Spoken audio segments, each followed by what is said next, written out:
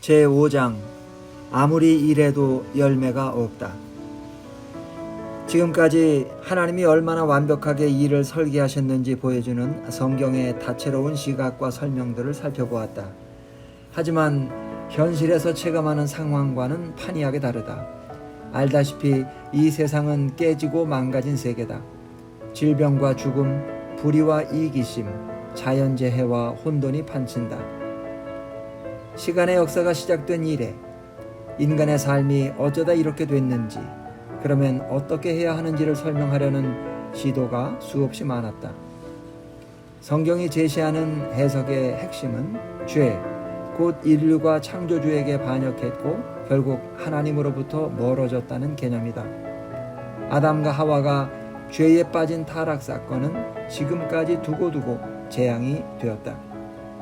세상의 구조 전체가 완전히 어그러졌지만 이 일만큼 속속들이 그 파장에 노출된 영역도 없을 것이다.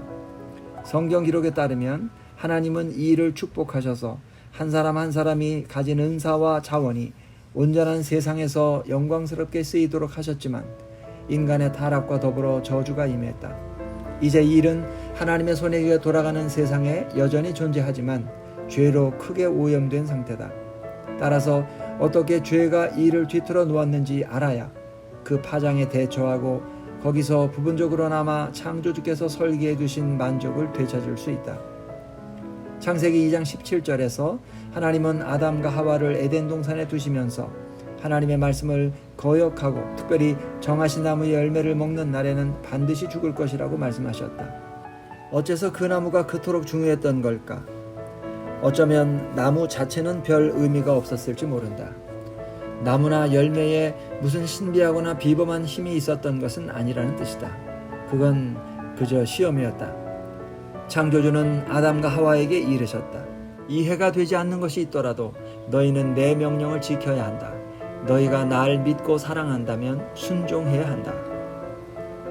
사실 이 부분에는 자자손손 간직하도록 성경을 통해 이스라엘 백성에게 주신 온갖 계명들의 정수가 담겨 있었다.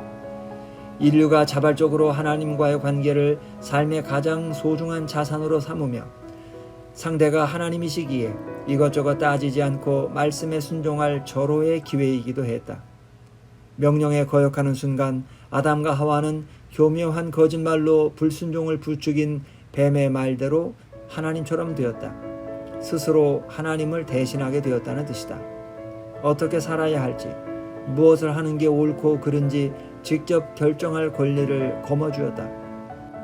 이런 식으로 하나님처럼 된 것은 인류에게 참혹한 재난이었다.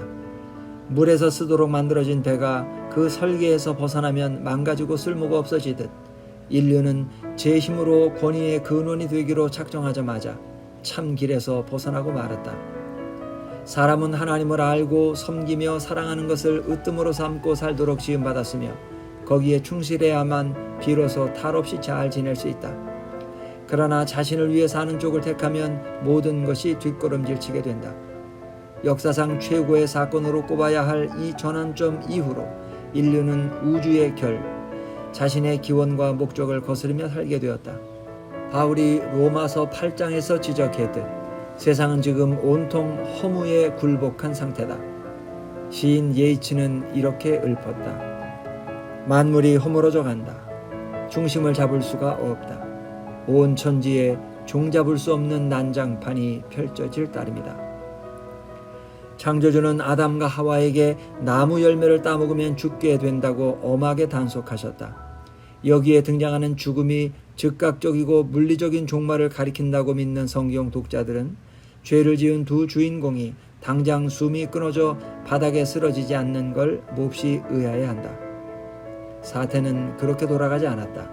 하지만 적절한 때가 되면 반드시 일어날 일이다.